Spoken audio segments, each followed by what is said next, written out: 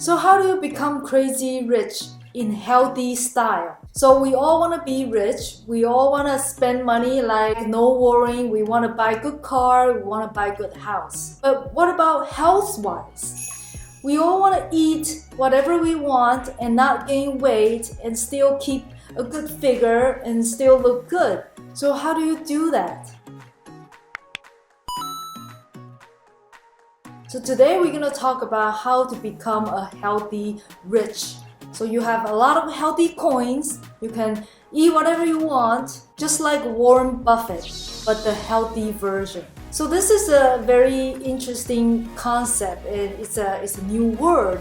Why? Because I coined this. I thought this up. I made it up. So you won't find it anywhere. If you Google it, it's not going to come up anywhere.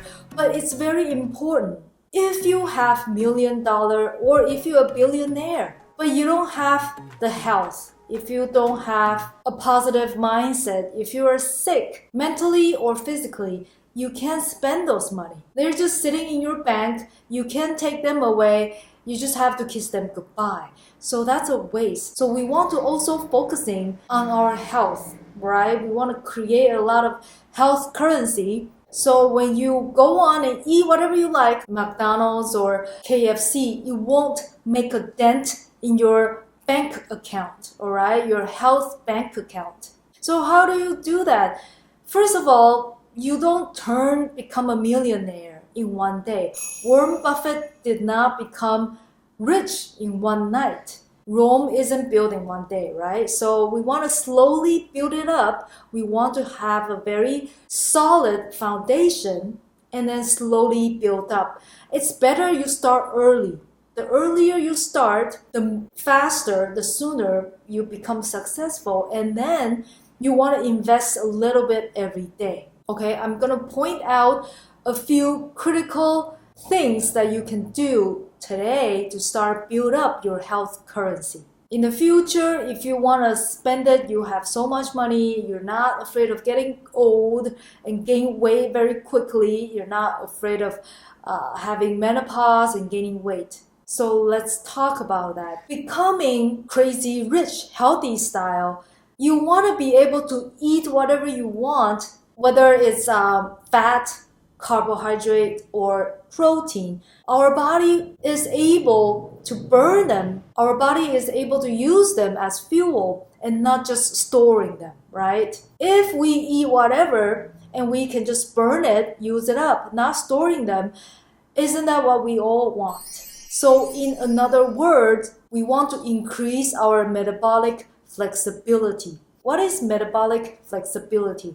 So its medical definition is the capacity for the organism to adapt fuel oxidation to fuel availability. Meaning whatever our body take in as fuel, we can use it and make it available to our body. So that's very important. First thing you can do to increase metabolic flexibility is to fix insulin resistance. Yes, insulin resistance is a condition our body cannot use glucose or sugar very well. And then consider 80% of the population on the earth have insulin resistance. So we want to fix that first before you want to become rich in healthy coins. So I have another video here talking about a more deep dive into how to fix insulin resistance, so you can watch that. But we have to fix the broken pipe, the rusty pipe.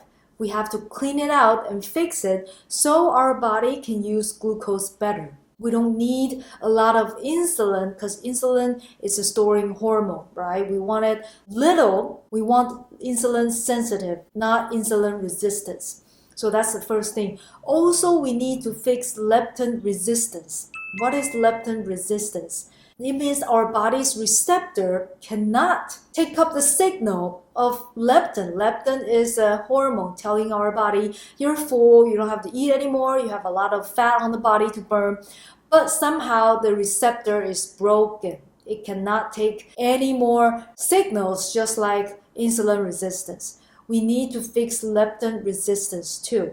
So if you do keto, or low carb most of the days, that really helps fixing insulin resistance and leptin resistance. Okay, and also add in intermittent fasting. We want to do intermittent fasting too, because when you're not eating, you don't have blood sugar spike, you don't have insulin produced, you don't have insulin released. So nothing to store.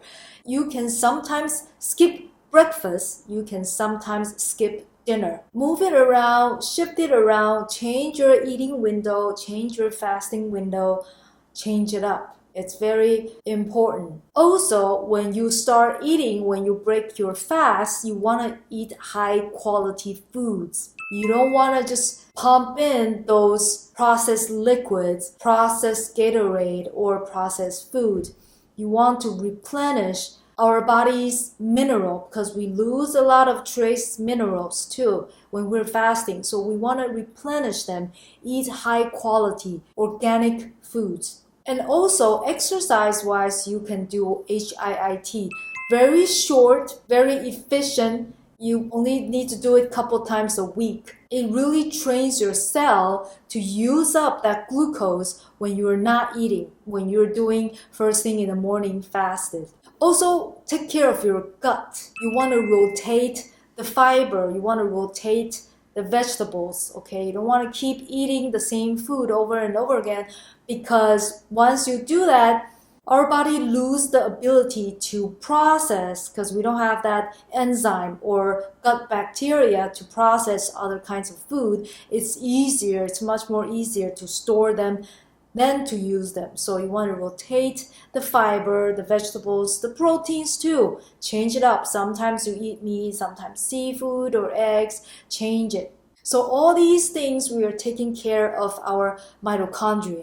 And guess what? When you take care of your mitochondria, you are building your wealth in your health. Mitochondria, which is the powerhouse of the cell. If our mitochondria is very strong, it produces a lot of energy, a lot of ATP, energy coins, and produce it very fast, very efficient. Imagine what we have. We have a very energetic life, better mood, better sleep, overall just very healthy. Let me bring in a study that was published in the American Journal of Physiology. So they gather 16 lean people and 40 obese people, and they had them to do an overnight fast, meaning they didn't have any dinner. They didn't eat dinner.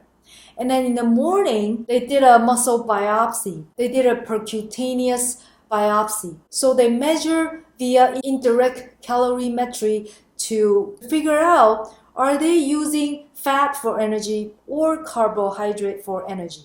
And the end result is very interesting. In the morning, when they did the fasted test, they see that lean people use fat for fuel more than obese people. And then when they eat something or when they have insulin spike, the lean people uses whatever the food they intake as fuel more than the obese people. So what does that mean? That means lean people has higher metabolic flexibility than obese people. So the lean people, their body is smarter. They know when to burn fat for fuel rather than the obese people. Well, you would think, why? Obese people, they have more fat. Their body should know when to use fat for fuel.